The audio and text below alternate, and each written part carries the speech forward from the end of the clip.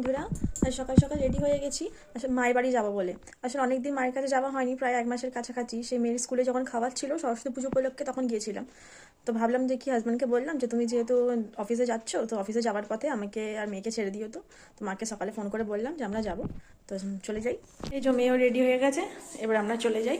চলো, আমরা বেরিয়ে পড়েছি। এটা আমাদের পথে আসতে একটা শিব মন্দির পড়ে। আজকেও যেহেতু শিবরাত্রি আছে, সবাই পুজো দিচ্ছে। এটা আমাদের মনসাতলার মায়ের বাড়ির ওখানে শিব ঠাকুর। আর এখানে কালী বেদিতে প্রতি শনি মঙ্গলবার সবাই ধূপবাতি দেয়, পুজো দিতে আসে। তো মেয়েও যেদিন ছুটি থাকে সেদিন দেয়। আজ যেহেতু ও এসেছে, তাই সকাল দিয়ে কিছু খায়নি, বললো মা আমিও পুজো দেবো। তোর বাবা ওকে পুজো দেওয়ার জন্য ফুল মালা ধূপবাতি সব কিনে দিচ্ছে, সন্দেশ। হ্যালো বন্ধুরা, চলে এসেছি মায়ের বাড়ি। তো মায়ের বাড়ি এসেই মাকে বলছি যে মা তুমি যে বীজ দিয়েছিলে অপরাজিতা গাছের, সেটা হয়নি কিছুতেই। মা বললো দাঁড়ান, একটা গাছ আছে। আসতে না আসতেই অপরাজিতা গাছের ছোট চারাটা মায়ের থেকে নিয়ে নিয়েছি। বলছে এই গাছের ডাল দেবে তো আমাকে, টগর ফুল গাছে, এগুলো নিয়ে যাব। এখন বাজে দুপুর 12টা, আমরা সবাই এখন নাস্তা করতে বসেছি। লুচি আলুর দম মা করেছে। আসলে মেয়ে পুজো দিতে গেছিল, তাই দেরি হয়ে গেল, ওই জন্য অপেক্ষা করতে করতে। দেখুন মায়ের গোপাল কি সুন্দর পাগড়ি পরিয়েছে মাথায়, কি মিষ্টি দেখতে লাগছে। গোপালের চুলও আছে, মাকে এসে বললাম যে কি কিছু করা হয়নি, মা পাগড়িটা পরিয়ে দিয়েছে। আরও দুজন আছে ওখানে বসে, ছোট্ট ছোট্ট গোপাল তারা একদম। এই দেখুন আরও দুজন গোপাল, একটা একদম পুচকি। এই পুচকি গোপালকে জানেন আমি বৃন্দাবন থেকে এনেছিলাম, যখন আমি প্রায় 5 বছরের বৃন্দাবন গিয়েছিলাম, তখন খেলার জন্য এনেছিলাম। কিন্তু সবাই আমার জেঠিমা বললেন যে পিতলের গোপাল তো পুজো করতে হয়, তো সেই থেকে আমাদের পুজো করা হয়, জন্মাষ্টমীতে পুজো করা হয়, আর নিত্য সেবা যেটা দেওয়া হয়। মাকে বললাম গোপালকে চুল পরিয়ে দিতে, একবার দেখিনি কোনোদিনও চুল পরিয়ে, কেমন দেখতে লাগে আমার ভাইকে। এই তো কি সুন্দর লাগছে দেখুন। উফ, কি সুন্দর দেখতে লাগছে, বলুন আপনারাও বলবেন হ্যাঁ কেমন লাগছে গোপালকে। এটাকে এখন পড়তে বসিয়েছি। আসলেও সোমবার থেকে পরীক্ষা, তোকে বললাম স্কুল ব্যাগটাকে নিয়ে চ, পড়তে বস।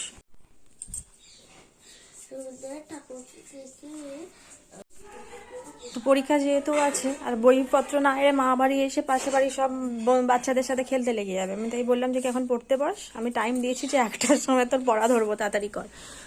তখন পড়ছে, আমি বসে আছি, কি করব। মা রান্না করছে, মা রান্না বসিয়েছে দেখি। রান্না কর তুই। না, তোমার হাতে রান্না খাওয়া বলে এলাম, আবার আমাকে বলছে তুই রান্না কর। আমি করবো না।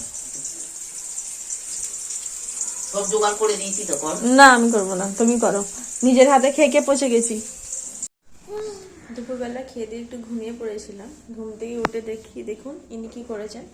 হাতে আলতা পরে, হাতে পায়ে আলতা পরে বসে আছে, যেন মনে হচ্ছে কোনো রবীন্দ্র নৃত্য করতে যাচ্ছে। পুরো লাল করে দিয়েছে একদম আলতা পরে। মা এটা ঠাকুরের টিপ গো, ঠাকুরের টিপ।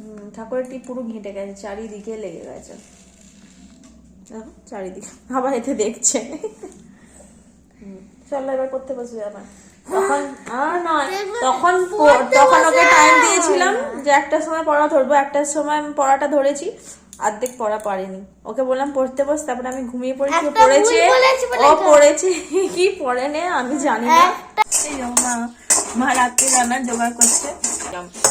আর আসলে ওর বাবা এলে তাড়াতাড়ি বেরিয়ে যাবো, খেয়ে যাবো কি টিফিন প্যাক করে নেবো সেটাই, সেই জন্য মা আগে থেকে জোগাড় করে রেখে দিচ্ছে। ওর বাবার ফেভারিট, জামাইয়ের ফেভারিট করবে আলুর পরোটা। জামাই ওই সব খেতে খুব ভালোবাসে।